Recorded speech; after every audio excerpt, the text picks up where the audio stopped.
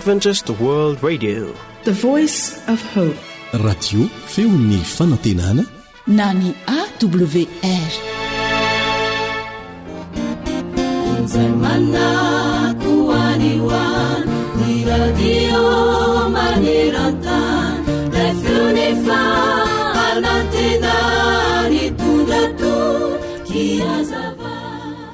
Fanoarana anankiray no tantaraiko aminao. Mpiasa sy mpatsaka rano tao amin'ny toerana anankiray ty lehilahy ray ity. Nanana siny anankiroa izy izay fitondrany amin'ny hazo anankiray ary apetrany eo amin'ny sorony rehefa maka rano izy. Ny ray amin'ireo siny fitondran'ny rano ireo dia somary simba.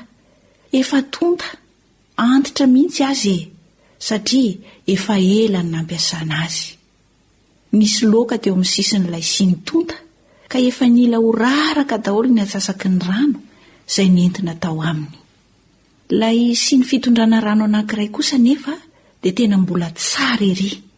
Tsy nisy simba na kely aza ary tsy nisy rano raraka na dia kely aza teny amin'ny lalana izay nale rehefa nentina nitomana rano izy.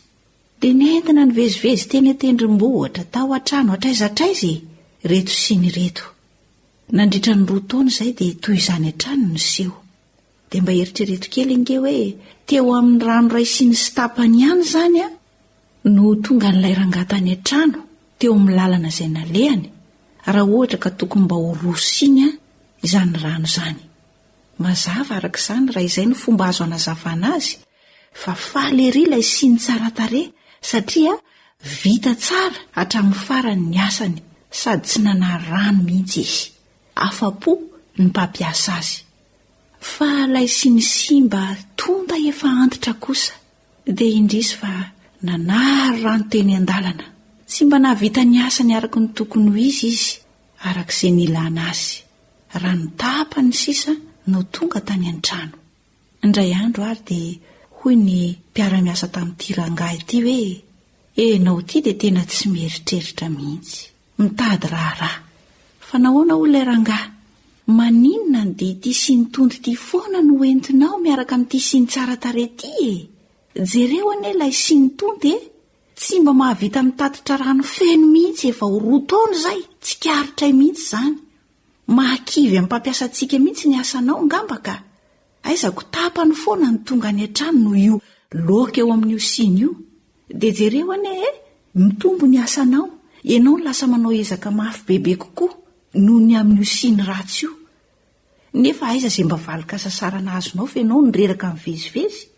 Jereo kosa ilay siny tsara tarehy mahavita tsara ny asany maninona raha soloina iny Dia nalahelo ilay mpatsaka rano raha nare izany ka namaly ilay mpiara-miasa taminy tamin'mpahendrena hoe avy jereo tsara ny tany rehetra izay lalovan'ity siny manary rano ity. Iny ny lalana. Rehefa niara-nijery izy ireo dia nahita voninkazo tena tsara tarehy sy mahafinaritra be dehibe teny amin'ny lalana nalehany ary tena nahafaly tokoa ny nahita azy ireo. Dia hoy ilay mpatsaka rano mbola nanohy ny teniny hoe jerenao tsara fa tamin'ny faritra izay nandalovan'ilay siny tonta ihany no nisy ny voninkazo maniry mahafinaritra satria amin'ity lalana ity no nitondrako azy. Nefa jereo kosa tsy mba misy voninkazo maniry akory tamin'ny faritra anankiray izay nandalovan'ilay siny tsara tarehy. Fantatrao ve ny antony? Efa fantatra hatry ny ela fa manary rano ity siny ity ka nanapa-kevitra fa amboleko voam-boninkazo ny faritra rehetra izay andalovan'ity siny manary rano ity. Ary tsy fantatrao akory fa ilay rano raraka avy amin'ny siny isan'andro nanondraka azy ireo. Ka rehefa naniry izy ireo dia tamin'ireo voninkazo ireo ihany no nangalako voninkazo mba hampiaingona ny latabatry ny mpampiasa antsika. Satria tena tsara tarehy sy mahafinaritra ary manintona tokoa ny fijery ireo voninkazo ireo izay tsy mba malazo mihitsy satria voatondraka tamin'ny rano raraka tamin'ny alalan'ity siny efa tonta ity. Hitanao fa zavatra betsaka ny vitako tamin'ny fitondrako an'ity siny efa tonta ity. Ry mpiaino ajaina, tsaroa fa tsy misy tanteraka tokoa tsika rehetrareto. Samy manana ny fahalemena avokoa sika ary samy manana ny ratrapony sy ny mampalahelo azy. Kanefa toy ilay sy ny fitondrana rano ny resahantsika teo dia tsaroa fa misy toetra tsara izay ananana ao hatrany na dia manana ny mahatsy mendrika anao azy ianao. Ary tokony izay toetra tsara izay no hifantohanao bebe kokoa sy asehonao be dehibe hitondra fifaliana sy hanasoany manodidina anao. Ary izao indrindra ny fampaherezana ho anao ao amin'ny Koritianina 2:12-15. Nefa hoy izy tamiko, ampo anao fahasoavako, fa ny heriko dia tanterahana amin'ny fahalemena. Miteny ny baiboly hanisan'andro no fonaina rasoao am-pofazamalaina fartomotrany andro izao.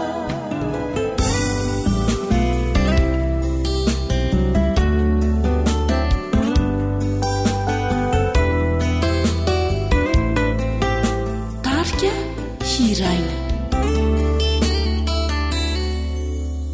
ny fiainako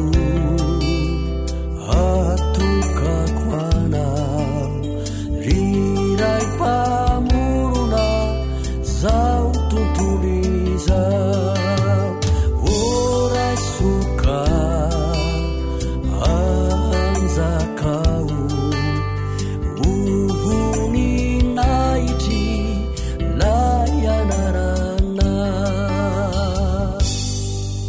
na de marevaka toko izao tontolo izao dia tsy mba mety asarikay iala haomina fatikana tsy misy rikotoana lay nandray ny tanako ka nampiori na indray ny fiainako dia indro tonga vaovao voaravakilay fahasoavana.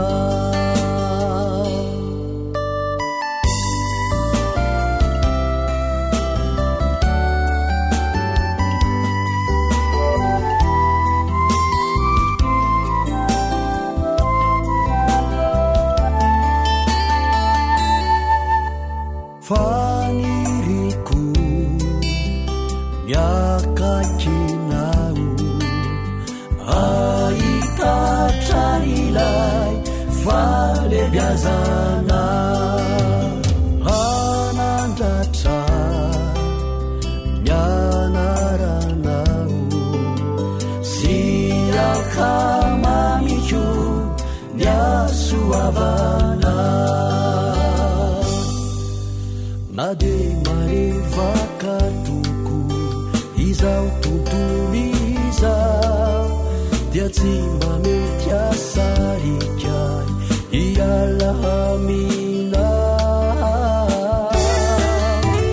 fatikana tsy misy rikotoana lay nandray ny tanako ka nampiori na indray ny fiainako dia indro tonga vaovao voaravakilay fahasoavana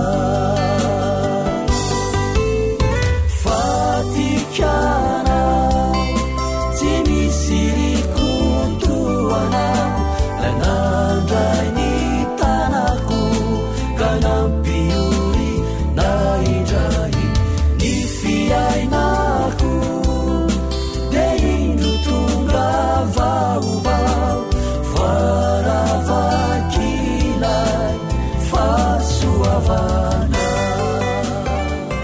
Ny feon'ny fanantenana Téléphone 034 06 797 62 033 37 106 13. fatikana tsy misy rikotoana lay nandray ny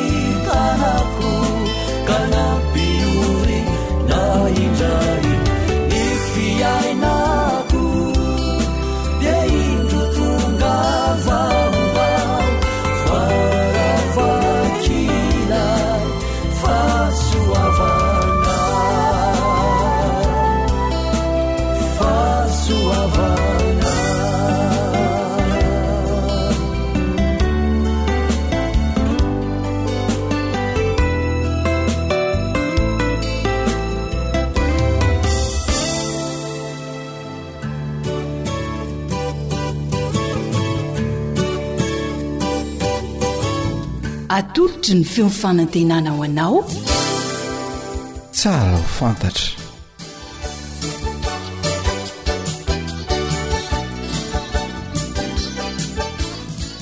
ny fiainako sy ny lalàna. ny fiainako sy ny lalàna.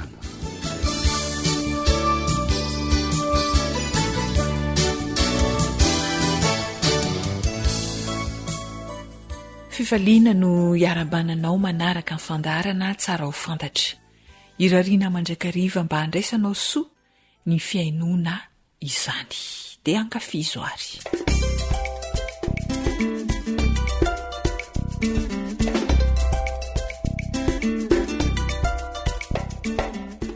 tsy mety kosa izany rindrina.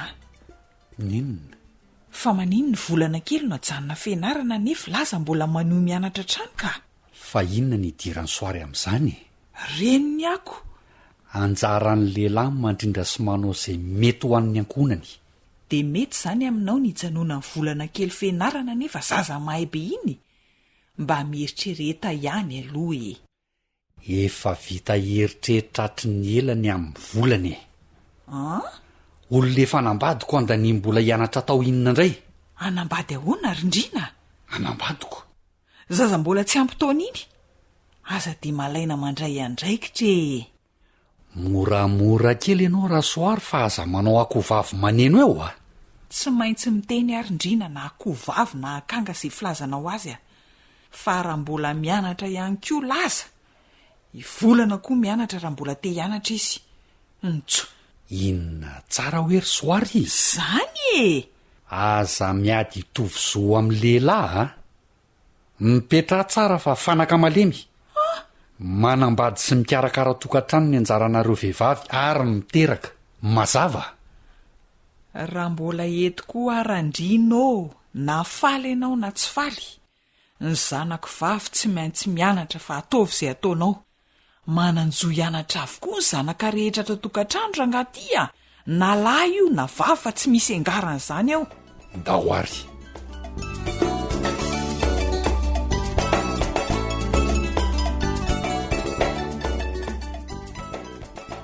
nandritra ny fandarana vitsivitsy isika dia nyresaka mahakasika ny herisetra. rentsika tao anatin'izany ny herisetra atao amin'ny vehivavy sy ny ankizivavy.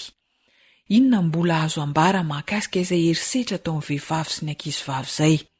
ndeha eo ampandrosoina ny vahintsika miaraka amin'ny namana rila.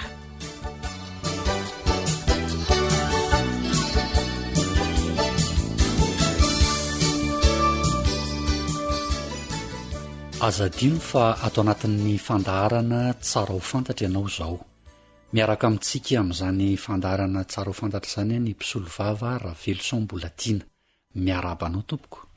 mbola faly miaraba ny mpiainony AWR indray androany.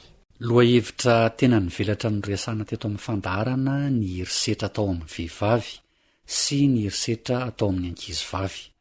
mbola misy azo ambara tokony ho fantatry ny mpiainy ve mahakasika izay raha matomposolo vava? ny odiny atsika farany a dia ny antony ny herisetra. zavatra tsara ho fantatra aloha izany dia hoe rehefa miresaka momba ny herisetra dia misy ankolafiny anankitelo foana.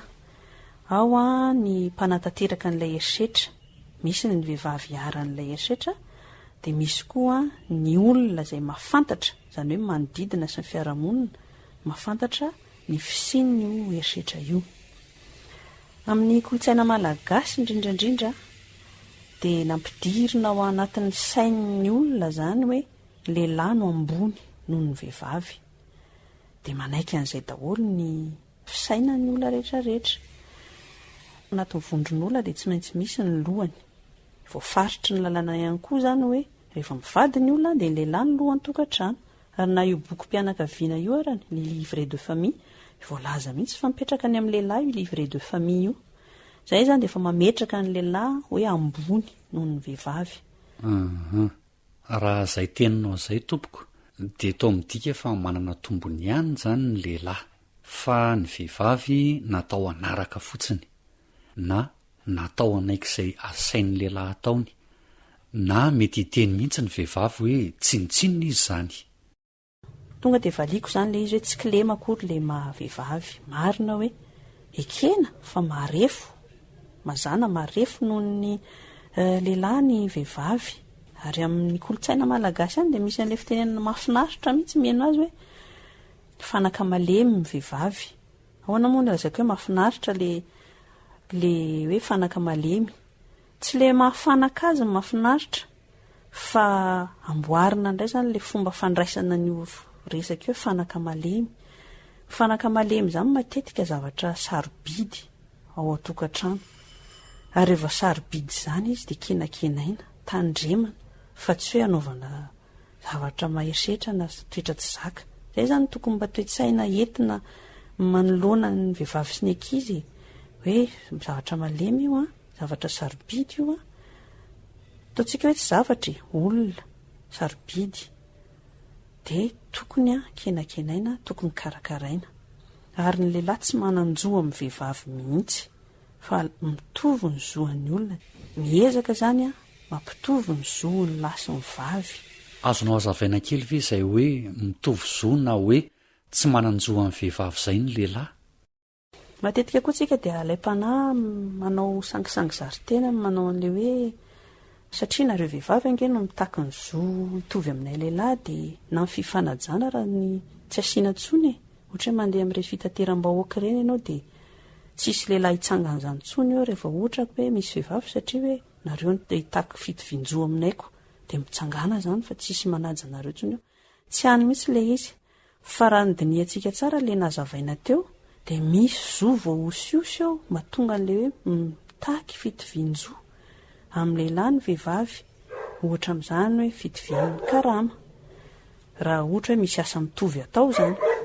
Misy koa eto Madagasikara moa tsika fa mahazo mifidy ny vehivavy fa misy firenena izay mbola tsy mahazo mifidy mihitsy ny vehivavy zany anisan'ny zo iadivana mba hitovy fa tsy hoe akory ny hoe rehefa mitaky hitovy zo amin'ny lehilahy vehivavy dia hoe midika zany fa tsy tokony asiana tsony fifanajana eo anivon'ny fiarahamonina.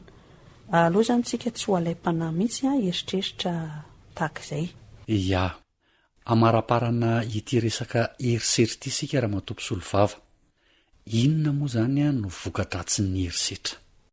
Ny vokany ratsy indrindra angamba dia hoe ny fahafatesana satria miatra manaina indraindray ireny erisetra ireny ny fahafatesana amin'ny vantana zany hoe von'olona zany miaran'ilay erisetra ilay vehivavy na ilay ankizy dia maty. Misy koa ny fahafatesana ankolaka zany hoe mamono tena ilay olona satria tena tsy zakany loatra ilay mahazo azy dia mamono tena izy amin'ny farany. Misy voka-dratsy ihany koa eo amin'ny fahasalamana ara-batana sy ara-tsaina ny erisetra atao amin'ny vehivavy sy ny ankizy ary indraindray manosika amin'ny fitondran-tena ratsy mihitsy satria mamoy foka ohatra hoe lasa misotro toaka ilay vehivavy mba amin'ny ny eritreriny lasa mifoka sigara lasa mifoka zava-mahadomelona lasa manao firaisana ranofo tsy voaharo ohatra anisan'ny voka-dratsy ny erisetra miatra amin'ny vehivavy sy ny ankizy daholo zany. Ny anisan'ny vokany hafa ihany koa dia ny erisetra izay atao amin'ny ankizy dia manaisotra n'ilay olona manaisotra n'ilay ankizy anankiray zany amin'ny fahazazany. Ao anatin'izay ilay hoe fanambadiana antery ohatra na fanambadiana loha loatra dia mazava ho azy fa tsy afaka misitraka ny fahazazany intsony ilay ankizy. Manaisotra azy ny zony amin'ny maha olona azy, manaisotra azy ny zony afaka mianatra sy ny sisa sy ny sisa. Ary ny vokany dia mety ho hita ihany koa amin'ilay firenena satria raha ohatra hoe tsy afaka hianatra tsony ny olona anankiray mazava ho azy fa any amin'ny firenena mihitsy ny lasa mahantra satria tsy afaka misondrotra eo anivon'ny fiarahamonina zany ilay vehivavy na ilay ankizy fa dia mianona amin'ny hoe teraka dia lehibehibe kely dia lasa miditra mitokantrano dia miteraka dia izay ihany ny anjara asa eo amin'ny fiarahamonina ny ankoatr'izay zany tsy misy. Azo lazaina mihitsy hoe mpanabe ianao eo amin'ny sehatry ny lalàna raha matompo solovava. inona no tokony atao ho an'ny malagasy na ray aman-dreny na ny ankizy? Ny hevitro manokana aloha dia any amin'ny resaka fitaizana mihitsy no mila jerena voalohany. Izany hoe ny fanovana toe-tsaina amin'ny alalan'ny fitaizana sy ny fampianarana. Tokony atao ihany koa fampahalalana ny zon'ny tsirairay avy eny amin'ny hainao manjery rehetra eny. Satria rehefa mahalala ny zonao ianao dia moramora aminao kokoa izany no miaro ny tenanao sy manda ny herisetra izay ataon'ny olona aminao. Dia tokony ihany koa ampirisihana ny vehivavy, ny ankizy vavy hianatra. Satria matetika koa amin'ny fiarahamonina malagasy dia misy an'ilay hoe ny lehilahy ny tena atao izay matafita azy amin'ny fianarana, fa ny vehivavy natao hikarakara tokantrano izy tsy dia ilainy loatra mianatra. Ilaina ny fianarana. Nataontsika raha hoe hanao vehivavy hikarakara tokantrano ianao any aoriana any, fa ilainao foana manana ny éducation izany sy ny instruction mba ahafahanao miatrika ny ho avinao. Dia izay ngamba no azontsika resahana mikasika ny herisetra atao amin'ny vehivavy sy ny ankizy. Dia misaotra anao ny hainao hatramin'ny farany. Misaotra indrindra tompoko.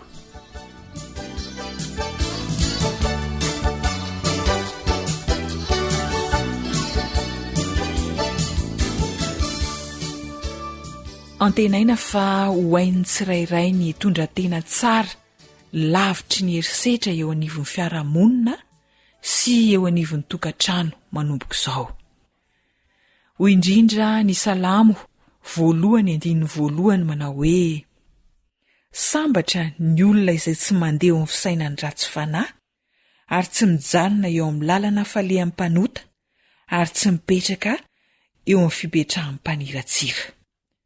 Raha toa ka fantatrao fa mety ho nanana fisainana na mety ihany koa hoe efa nanao herisetra tao atokantrano ianao na teo amin'n'ivon'ny fiarahamonina, dia ilao izany satria mahasambatra ny miala amin'izany, araka ny voalazan'ny tenin'Andriamanitra teo. Izany tokoa no irariana ho tanteraka eo amin'ny fiainan'ny tsirairay. Isaorana ianao ny haino ny fandaharana tsara ho fantatra. Ankasitrana ihany koa ny mpisolo vava raha velosambola tiana na mpafantatra antsika izay mahasoa ny fiarahamonina sy ny tokantrano.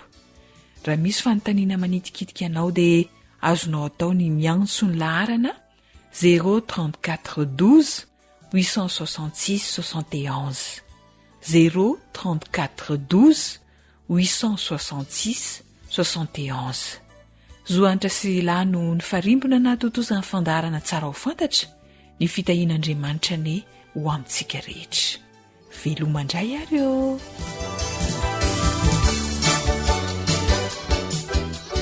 Radio femo ny fanantenana. AWR manolotra ho anao feo ny fanantenana.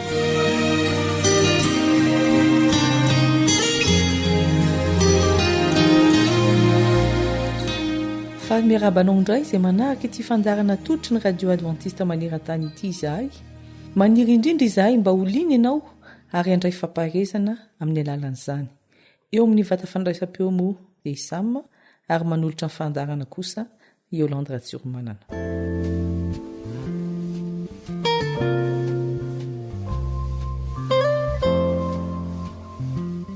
Novak Djokovic, mpilalao tenisy malaza iray, rehefa nandresy an'i Rafael Nadal izy teo amin'ny lalao famarana natao Wimbledon, dia izao no nambarany: izao no antony nahaterahako, dia ny lalao tenisy ary andresy eto amin'ity zaridaina ny Wimbledon ity. Ronaldo, mpilalao baolina kitra malaza iray, dia niteny nanao hoe nateraka ho mahay indrindra aho amin'ny baolina. Michael Schumacher dia niteny hoe teraka mba hanao rally aho, izany hoe course automobile io. Ny nampalahelo nefa dia vao 17 taona monja izy dia niarany loza raha nanao ski ary dia tsy afaka nanao course automobile intsony. Fa ianao kosa teraka mba haninona? Efa nanontany tena ve ianao hoe inona moa ny antony naterahako na antony nahatongavako tetỳ ambonin'ny tany? mialoha ny anokafantsika ny baiboly dia manasanao aho hiara-mivavaka amiko.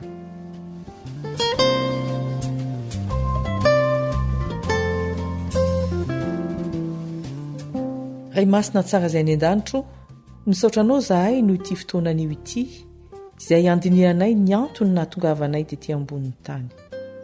Omeo fahendrena sy tsilotsaina izahay hamantaranay ny sitraponao. Amin'ny anaran'i Jesosy no angatahana izany. Amen.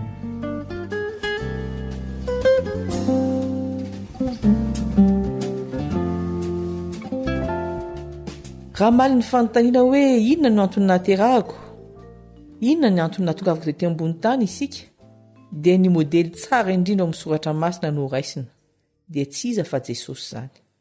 Ao amin'ny filazantsara nosoratany Jaona toko 7:20, andininy 7:70. Jaona toko 7:20 ary ny andininy 7:70. Dia zao no voalaza ao amin'ny tapany faharoa. Jesosy no miteny eto: izao no nahaterahako ary zao no hiaviako amin'izao tontolo zao. Dia ny anambarany marina. Rehefa nentina teo anatrehany Pilato tokoa mantsy Jesosy, ka nanontaniana izy hoe enao ve ny mpanjakan'ny Jiosy? Dia namaly Jesosy hoe voalazanao. Ary nampian'ilay andininy vakiana teo hoe izao no nahaterahako ary zao no hiaviako amin'izao tontolo zao. Dia nambarany marina. Dia talanjony Pilato: tsy hitako izay eloko ity lehilahy teo izy. Fa inona ny marina? Efa nametra-panontaniana tokoa ve ianao hoe inona ny marina? Jesosy ihany no mamaly an'io fanontaniana eo amin'ny Jaona toko 7:20 ary ny andininy 7:70. Jesosy dia milaza hoe manamasina azy amin'ny fahamarinana, ny teninao ny fahamarinana. Ny tenin'Andriamanitra ny fahamarinana. Nahaterahan'i Jesosy zany dia nitondra ny tenin'Andriamanitra. Koa inona ary ny voalazan'ny tenin'Andriamanitra momba ny nahatongavan'i Jesosy? Lioka toko 7:20 andininy 20. Lioka toko 7:20 ary ny andininy 20. Fefa tonga ny zanak'olona hitady sy hamonjy ny very. Nanana fahafoizan-tena tokoa Jesosy fa tonga tetỳ ambony tany izy hitady sy hamonjy ny very. Izy mihitsy no nanatona ny olona ary nanampy azy ireny ho afaka amin'ny fanagejana isan-karazany, mitondra azy ireny eo amin'ny fahamarinana Kristy. Betsaka anie ny mila vonjy e. Indraindray mody tsy jereny izy ireny. Indraindray misafiditsika hoe iza no ampiana, iza no tsy ampiana. Kanefa Jesosy dia tonga ho an'ny olombelona rehetra. Rehefa teraka Jesosy dia izao no lazain'ny anjely ao amin'ny Lioka toko 2:20. Lioka toko 2:20 manao hoe: ary hoy ny anjely taminy, aza matahotra, fa indro milaza teny soa mahafaly aminareo aho, dia fifaliana lehibe izay ho an'ny olona rehetra. Fa mpamonjy niteraka ho anareo anio ao an-tanànan'i Davida dia Kristy Tompo. Ny fisianao, ny fisiko, ny fahatongavanao etỳ ambony tany dia tokony ho fifaliana ho an'ny olona rehetra koa. Tsy ho an'ny ray aman-dreny niteraka ihany na ho an'izay fianakaviana akaiky, fa ho an'izay rehetra mifanerasera aminao. Ho an'izay rehetra mifanena aminao aza. Ka hiten'ny olona hoe izanika lehilahy na koa hoe izanika vehivavy. Mahafinaritra rehefa eo izy. Aoka ho faly ny olona rehefa eo ianao. Hovakitsika indray Jaona toko 10:20. Jaona toko 10:20. Ny mpangalatra tsy avy raha tsy hangalatra sy hamono ary handringana. Dia Jesosy no miteny eto: izaho ho avy mba hanana ny fiainana sady hanana ny be dia be. Nitondra fiainana ho an'ny olona Jesosy, nanome aina izy. Ahoana izany hoe manome fiainana, manome aina? Eritrereto fotsiny hoe inona ny fanohitra amin'izany? Manome fahafatesana, mamono. Misy fijerin'ny olona dia tahaka ny basy mitifitra, mivandravandra, mampatahotra. Aleo mitsoka, aleo miala toy izay hanatrika an'izany fijerin'ny olona tahaka izany. Misy indray olona araka ilay filazana ireny hoe manimba ambiansa, hoy ny fitenenana ankehitriny. Raha vao eo izy dia korotana tsy maintsy mitranga. Tsy mahatamana rehefa eo izy. Ka ny zanak'Andriamanitra izany dia tsy tokony hitondra ady na korotana na ampitsoka ny olona fa tokony hanome fifaliana, ampiavana, manome fiainana, manome aina, mampitonga rivotra, rivom-piainana mahafinaritra. Ilay fiainana omeny Jesosy dia voalazany fa fiainana be dia be. Tsy vitany hoe ety ambony tany ihany fa fiainana mandrakizay koa. Ka tsy mba te hitarika ny olona amin'izany fiainana mandrakizay izany ve ianao? Tsy mba te hanana izany fiainana mandrakizay izany ve ianao? Tahaka an'i Jesosy? Andeha ho tohizana indray ny vakiteny ao amin'ny Jaona toko 12:1-7. Jaona toko 12:1-7. Hoy Jesosy: izao tonga amin'izao tontolo izao fahazavana, mba tsy toetra ao maizina izay rehetra mino ahy. Iza moa no tsy mila fahazavana amin'izao fotoana izao? Indrindra amin'izao fahalafosan'ny herinaratra, dia efa mitady ny fomba rehetra ny olona hanazavana ny trano. Any ambanivohitra mbola tsy tonga ny courant moa dia ao ny mampiasa gropy, ao ny panneau solaire satria te hitoetra amin'ny mazava. Ary ny jiro tsy vitany hoe manazava ihany fa manafana ihany koa. Koa mitondra fahazavana ho an'ny manodidina ianao sa mitondra aizina? Rehefa eo ianao mba mihiratra ve ny masoandron'ny olona sa manjombona kosa izy rehefa eo ianao? Ary Jesosy ihany ange no niteny hoe ao amin'ny Matthieu 5:7-8 io, Matthieu 5:7-8 dia hoy Jesosy: ianareo ny fahazavana izao tontolo izao. Eo amin'ny 9:9 indray: aoka hazava eo mason'ny olona toy izany ny fahazavanareo mba hahitany ny asa soa ataonareo. Ao amin'ny Matthieu 20:20, Matthieu 20:20 indray dia misy antony anankiray koa izay nahatongavany Jesosy tetỳ ambony tany. Fa tahaka izany ny zanak'olona tsy tonga mba ho tompoina fa mba hanompo koa. Tsy tonga mba ho tompoina fa mba hanompo ka hanolotra ny ainy ho avotra isolo ny maro. Sarotra amin'ny olona mihitsy ny hanahaka an'i Jesosy amin'ity resaka fanompoana ity. Ny fironan'ny olona mantsy dia mitady seza, mitady toerana ambonimbony mba hiadanana, satry ny olona ho tompoina. Kanefa ny modely napetraka Jesosy dia tsy mifanaraka amin'izany, fa izy mpanjaka, Mesia ary zanak'Andriamanitra aza tonga mba hanompo. Ary ianao indray ve mitady ho tompoina? Raha vakina ny eo amin'ny 7 ao amin'ny Matthieu 20 io dia izao no lazainy hoe Matthieu 20:7, izay te ho lehibe aminareo dia ho mpanompo anareo, ary izay te ho ambony indrindra aminareo dia ho mpanomponareo. Ny fahalebiazana izany dia tsy ny toerana misy, tsy ny toerana misy ny tena fa ny fandraisana andraikitra. Raha mpamafalalana ny asanao ka madio ny lalana ary vitanao tsara io asa io, dia izay ianao no lehibe sy ambony. Fa raha mpampianatra kosa ianao kanefa ataonao kitotoa ny fampianarana ny ankizy, dia kely sy bitika indrindra ianao. Ary tokony ho fantatra fa ity resaka manompo ity koa dia tsy manambany velively fa tokony ho fifanompoana ny fiainana. Izaho manompo anao ary ianao manompo aho. Izany hoe misy ny fifanampiana, misy ny fifanajana ary mirindra ny fiainana. Tany am-boalohany raha niresaka momba ireo mpanao fanatanjahantena isika, izay nirehirehiny amin'ny antony nahaterahany. Ny sasany teraka mba hanao tenisy, ny sasany teraka mba hanao baolina, ny sasany teraka mba hanao rally. Ianao kosa mba fantatrao ve ny antony nahatongavanao tetỳ ambony tany? Anangona vola be ve? Ihinana sy anao izay daniny kibo ve? Anao fiainana hoy ny fitenenana? Sa kosa anahaka an'i Jesosy, amonjy ny hafa, anome fifaliana, amelombelona, anazava ary hanompo. Hiaka mivavaka isika.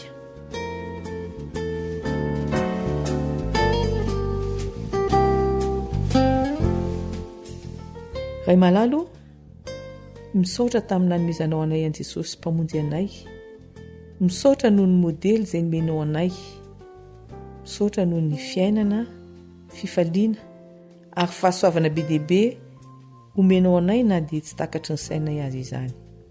ampio izay mba nahaka an'i Jesosy ary anasoa ny hafa hitondra fitahiana ho an'ny manodidina anay fa amin'ny anaran'i Jesosy Kristy irery ihany mangatahana izany vavaka izany. Amen.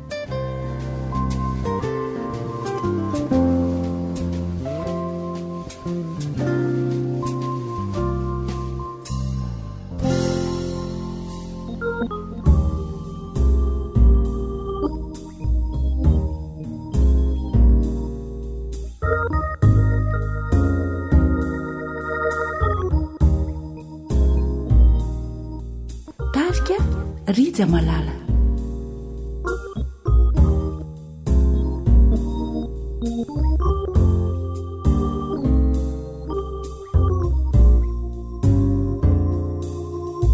Andao yalana zalaye nireakititany ty fiainandratsy ty veno atao ataman sodokandreo filiban.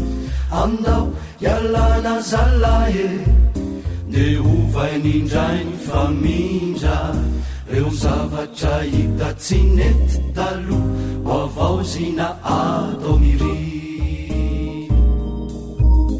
Andao yalana zalaye nireakititany ty fiainandratsy ty veno atao ataman sodokandreo filiban. Andao yalana zalaye de ovay nindrainy famindra reo zavatra hita tsy nety talo ho avao zina atao miry.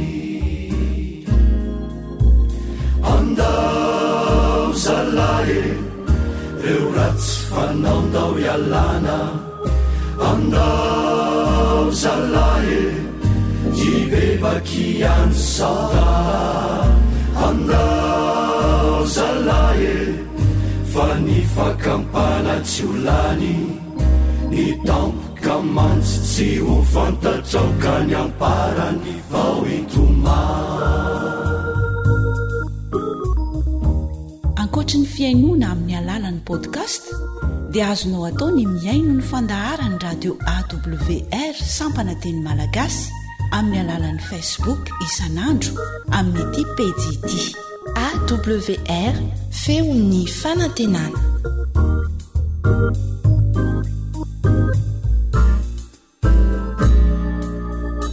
Andao yalana zalaye zay rehetra mety ho faratsina ka ny ora fifosafosana talo hitorina anaovanaso.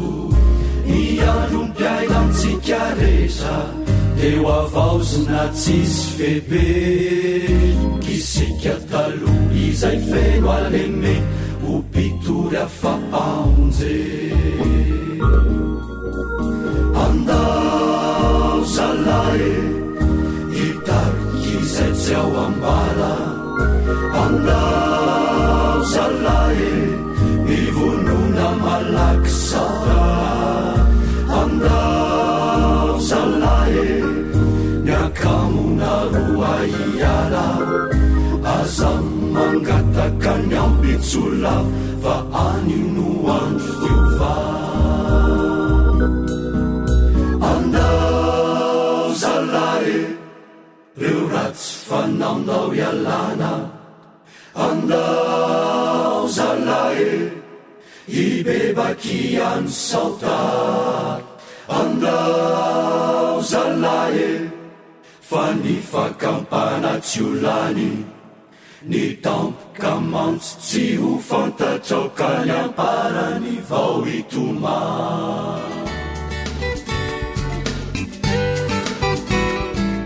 Fianakaviana fon'ny fiarahamonina.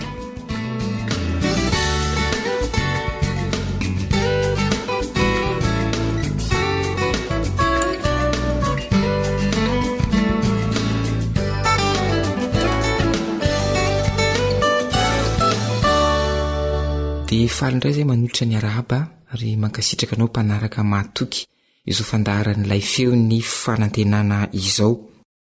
Maro amin'ny tanora eny fa na ireo izay efa lehibe azo lazaina efa matsaina zany mihevitra fa azo atao ny manambady 2 na 3 raha ohatra ka vitany toe-bola raha zaka ny volanao zany dia azonao atao na raha toa ka hainao ny mandamina ny resaka mba tsy isian'ny olana ary dia toanana izy ireo amin'ny alalan'ny zava-misy eo amin'ny fiarahamonina zany a ary indrindrandrindra ihany koa ary mampalahelo a fa dia toanany amin'ireo tantara sasansasany eo amin'ny baiboly hoe azo atao izany mampirafy satria misy ny mampirafy eo tanàna ny baiboly raha teo koa mitantara olona marobe izay nanana vady maromaro nao na tokoa moa no navela isy eo amin'ny soratra masina ireny tantara ireny mba halaintsika tahaka ve sa mba handresantsika lesona andeha hoenontsika hifanja sy hianatra vokadratsiny fampirafesana tantara iray monja amin'ireo maro amin'ny baiboly no atolotra anao anaporofona fa tsy misy soa azo mihitsy amin'ny fampirafesana ny tantara ny tranga tao amin'ny tokantranon'i Jakoba ilay lasa nampirafy tsy fidy noho ny fitaka nataon'ny Labana rafozany taminy no entina ho anao anio. Mirahavavy ny zanak'ity lehilahy ity Labana io Lean'ny zoky ny Adraely ny zandriny. Ity zandriny no nambabo ny fony Jakoba ary niasa fitotoana tao amin'ny Labana rain'ny Raely izy azony azy. Kanjo ny ampitso maraina amin'ny fanambadiany dia hita ny falehainy no mena azy tamin'iny aliny. Voafitaka tamin'ilay fisalibolana nanarina azy tao amin'iny maizin'iny izy.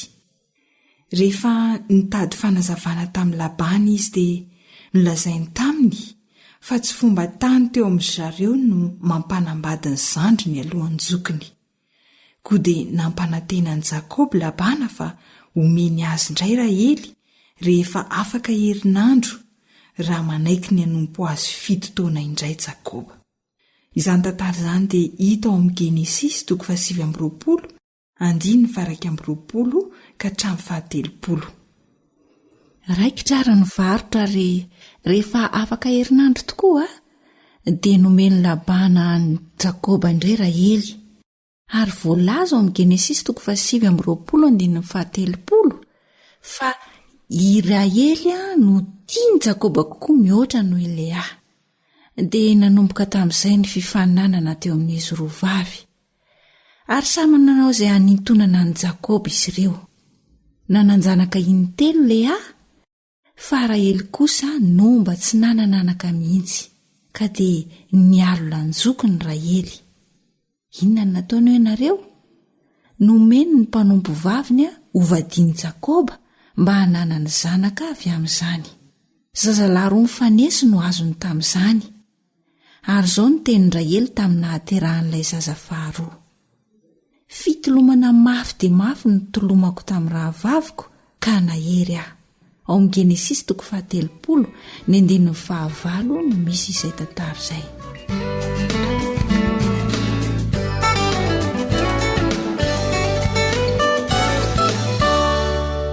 Zany no zavatra iainana ao amin'ny tokantranon'ny mpampirafy. Fifampitolomana, fifampialonana, fifankahalana na dia piraintam-po aza. Dia hoy ny toy ny tantara. Ary rehefa hitan'ilay hafa efa nitsahajaza izy, dia naka ny zilipahan-kizy vaviny izy ka nomeny ho vadin'i Jakoba ihany koa. Ao amin'ny Genesis 7:7 izay. Mahatsiravina ny nataon'izy mirahavavy izy mihitsy no ny faninana nampijangajanga ny vadiny.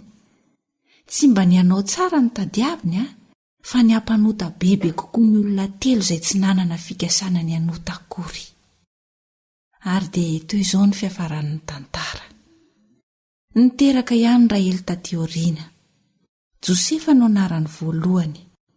Halany rahalahany rehetra izy ary notetehany ho vonoina mihitsy fa Jehova no namonjy azy. Izany korontana isan-karazany izany no manjaka ao amin'ny tokantrano misy fifampirafesana. Ny ampirafesina mifankahala, ny ankizy mifamono. Inona ny fahasambarana azo avy amin'izany? Tsy ho tantara io ihany no ahitana izany. Tsaroanao koa ny tantaran'i Davida mpanjaka, ny fametaveta sy ny famonovony ny zanany vokatry ny nananany vady maro. Raky tantara napetraka ho voatahiry eo amin'ny baiboly ireny mba ahazoantsika anatra sy ahaizantsika mitandrina eo amin'ity fiainana mandalo ity. Raha toy izany ianao ka olona tia milamin-tsaina, olona tia miadana, maniry taranaka-vanina, dia tena tokony ho fahavalonao mihitsy ny famparafisana. Maniry indrindra Andriamanitra mba hiaro anao tsy hanao an'izany eloka be vava ny famparafisana fijangajangana izany, raha toa ka izany no safidinao anio. Fa afaka sandratra raha teo ny hatanteraka izany eo amin'ny fiainanao. Dia mametraka veloma mandra-piresaka ho anao indray ny namanao mamihaja, hifanja sy hianatra ary naritiana teo amin'ny fandraisam-peo.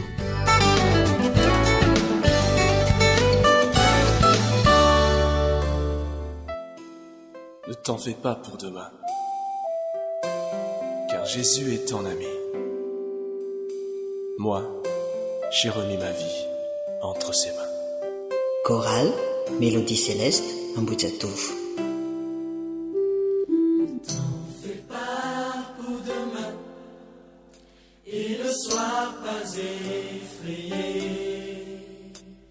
Oublie dès le matin tout ce qui peut t'accabler, car Jésus veut être l'ami qui essuiera tous tes pleurs.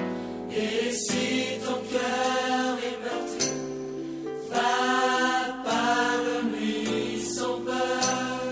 Je sais, je peux me relever. Je sais, je peux me relever.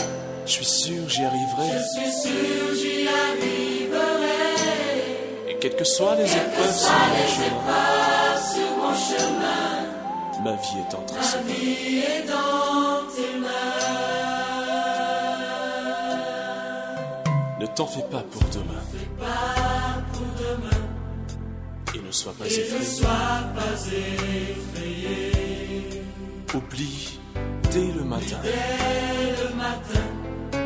tout ce qui peut t'accabler,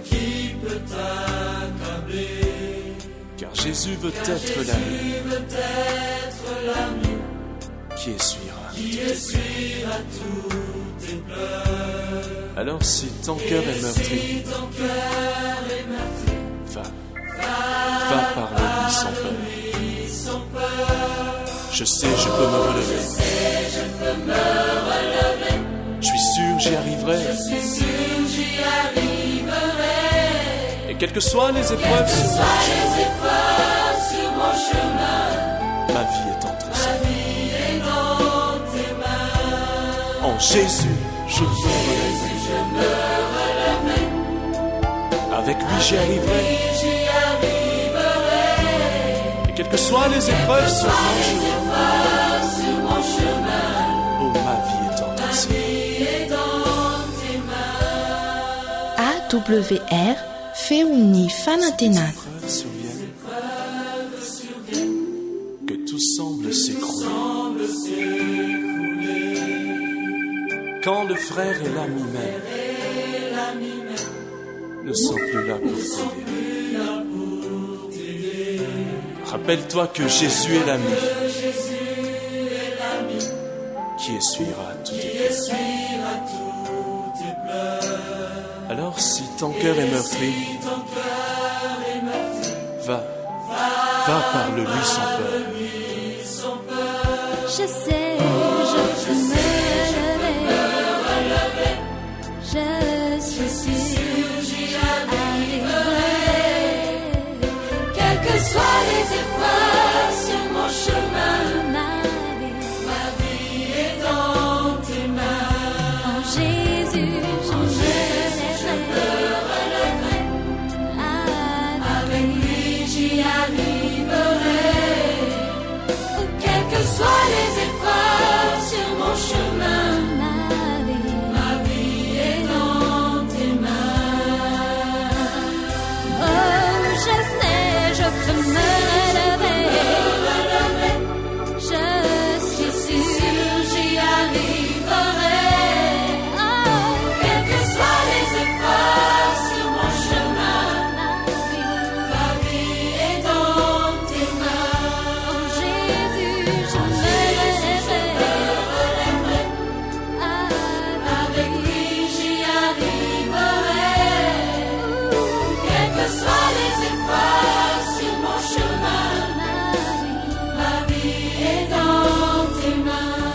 You are listening to Adventist World Radio, the voice of hope.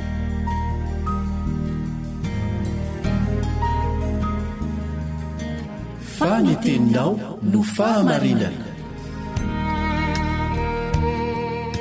Taridalana manokana fianarana baiboly avoaka ny fiangonana advantista maneran-tany. Iarahanao amin'ny radio feon'ny fanantenana.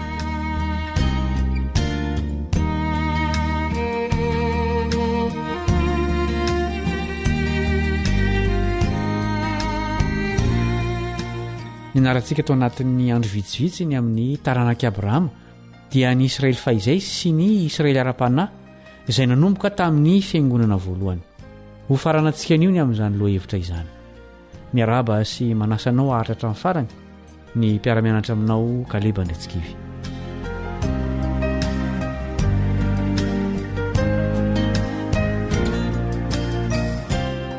Andelo averintsika miaraka ny andinin'ny fototra izay nataontsika tsenjery tamin'ity lesona ity. Petera voalohany toko faharoa andininy fahasivy. Petera voalohany toko faharoa andininy fahasivy. Fa ianareo kosa dia taranaka voafidy, fanjakam-pisorona, firenena masina, olona nalain'Andriamanitra ho an'ny tenany, mba ilazanareo ny hatsaran'ilay niantso anareo hiala tamin'ny maizina ho amin'ny fahazavany mahagaga. Nanoratra mikasika ny toetra mampiavaka ny Israely ara-panahy ilay mpanoratra kristianina Ellen White. Izao ny soratany eo amin'ny boky Mpaminany sy Mpanjaka, takila fa 7:7. Hoy izy: tsy manao fanavakavahan-tsaranga na firazanana na firenena na dia indray mandeha azy Andriamanitra. Izy no mpaharin'ny olona rehetra, fianakaviana iray ihany izy rehetra, teo amin'ny famoronana sy teo amin'ny fanavotana. Tonga andravan'ny rindrin'ny fisarahana Kristy ary amohan'ny kianjan'ny tempoly ho an'ny Sabatan'olona mba samy ahita fidirana malalaka anatonana an'Andriamanitra ny fanahy rehetra. Lehibe sy lalina ary feno tokoa ny fitiavan'Andriamanitra ka tafatsofoka any amin'ny toerana rehetra. Manatsoaka avy amin'ny hery miasa mangina ananan'ny Satana izay rehetra voafitaky ny laingana izy ka mametraka azy ireo ho eo akaiky ny seza fiandrianan'Andriamanitra, dia ilay seza fiandrianana voadidin'ny fahazavana avy amin'ny havan'ny teny fikasana. Fa tsy misy jiosy na grika na andevo na tsy andevo ao amin'ny Kristy. Ao amin'ny andinin'ny fototra izay naverintsika tany am-piandohana dia misy anarana efatra iantson'ny Petera ny fiangonana. Inona avy izy ireo? Taranaka voafidy, fanjakam-pisorona, firenena masina, olona nalain'Andriamanitra ho an'ny tenany. Mitovy amin'ny teny nampiasaina mahakasika ny zanak'Israely ireo anaranareo. Andiovaka isika ohatra ny Eksodosy 7:20 sy ny Isaia 7:20. Eksodosy 7:20. Dia ho fanjakam-pisorona sy ho firenena masina ho ahy ianareo. Ireo tenyreo no lazainao amin'ny zanak'Israely. Isaia 7:20. Dia hanome voninahitra ny bibidia sy ny ambodia sy ny ostritra, satria manisy rano any anefitra sy ony any amin'ny tany laoa, ampisotroana ny oloko dia ilay voafidiko. Milaza ireo andinindreo fa tena akaiky n'Andriamanitra tokoa ny fiangonana. Izy no nifidy azy ary manana anjara voafaritra manokana ho azy ireo Andriamanitra.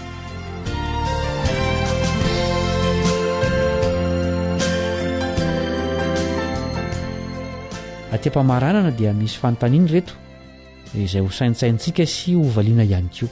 Teo amin'ny zanak'Israely fahizay dia nanao sorona biby izay nanondro ny Mesia ny mpisorona. Amin'ny mahafanjakam-pisorona antsika dia inona ny fanatitra ataontsika mambra ny fiangonana? Efa vita ny tena sorona izay naseho ny tandindin'ireo biby natao fanatitra teo aloha. Tsy izy izany fa ny sorona izay nataon'i Jesosy. Jaona 1:7. Na izany aza, mbola asaina manatitra fanatitra isika, izay tsy iza fa ny tenantsika ihany. Hoy ny apôstôly Paoly ao amin'ny Romanina 12:1-2, andin'izay inona fa efa fantatrao tsara nefa mbola ovakitsika ihany. Romanina 12:1-2. Koa amin'izany mangataka aminareo ary rahalahy noho ny famindrampon'Andriamanitra mba hatolotrareo ny tenanareo ho fanatitra velona, masina, sitrak'Andriamanitra, dia fanimpom-panahy mety ataonareo izany. Ary aza manaraka ny fanaon'izao tontolo izao fa miova amin'ny fanavaozana ny saina, hamantaranareo ny sitrapon'Andriamanitra, dia izay tsara sady akasitrahana no marina. navahan'andriamanitra tamin'izao tontolo izao mba ho firenena masina Israely nefa koa nasainy izaran'ny famonjeny teo amin'izao tontolo izao. Zany asa zany ihany no mbola ampanaovan'andriamanitra ny fiangonana amin'izao fotaona izao. Ahoana no ialantsika amin'izao tontolo izao kanefa mizara ny filazantsara aminy? Ny toerana misy ny kristianina araka izay lazan'i Jesosy azy no mamaly izany fanontaniana izany. Hoy izy ao amin'ny Mateo 5:17. Mateo 5:17. Ianareo no fanasy ny tany, fa raha ny fanasina ny tonga matsatso, inona indray no ahasira azy? Tsy misy heriny anaovana na inona na inona intsony izy, fa ariana ny ivelany ka ho itsahan'ny olona. Mila mifangaro amin'ny sakafo ny sira vao misy asany. Tahaka izany koa ny kristianina. Mila mifangaro amin'ny olona isika mba hitaomana azy ireo ho eo amin'i Jesosy. Zao ny vavaka nataon'i Jesosy eo amin'ny Jaona 7:15. Jaona 7:15. Za tsy mangataka aminao mba hampiala azy amin'izao tontolo izao, fa ny mba hiaro azy amin'ny ratsy. Nanana sisa mandrakariva Andriamanitra teo amin'ny Israely. Anisan'ireny Eli sy ireo 7,000 lahy izay tsy nampilefitra ny lohaliny tamin'ny Bala. Pantsaka voalohany 7:17. Tsapanao ve fa sarotra kokoa ny mijoro mahatoky amin'Andriamanitra eo anivon'ny mambra ny emotra noho ny eo amin'ny olon'izao tontolo izao? Anjarantsika tsirairay avy ny misaintsaina izay mety ho antony izany. Andeha ho fitinina amin'ny teny fohy ity lesona ity. Ny tena Israelin'Andriamanitra na taloha na taorianany azy fijaliana dia ny Israely ny finoana, dia ireo izay miaina anatin'ny fifandraisam-panikena ra-panahy miaraka amin'Andriamanitra. Ireo olona ireo dia solontenany mitondra ny filazantsara ny fahasoavany mamonjy eo amin'izao tontolo izao. Hivavaka isika ho famaranana ny fiarantsika mianatra.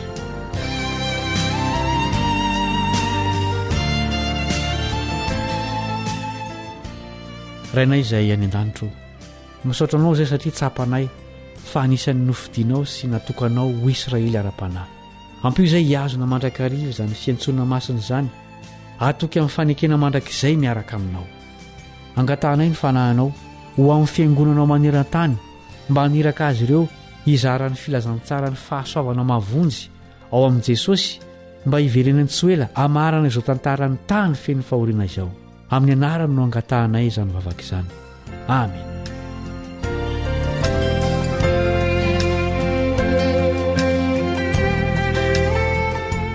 Raha sitrapon'ny tompo dia mbola eona indray isika amin'ny fiarah-mianatra lesona hafa. Mirary ny fitahiana sy ny fiarovan'ny tompo anao ny mpiara-mianatra aminao Kaleba Andretsikivy. Veloma tompoko.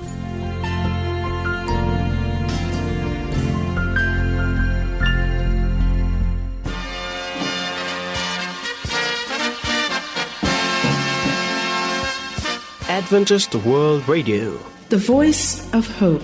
Radio feon'ny fanantenana. Ny farana treto, ny fanarahanao ny fandaharan'ny radio feo fanantenana na ny AWR amin'ny teny malagasy. Azonao ataony mamerina miaino sy maka maimaimpoana ny fandaharana vokarinay amin'ny teny pirenena mihoatriny 100 amin'ny fotoana rehetra.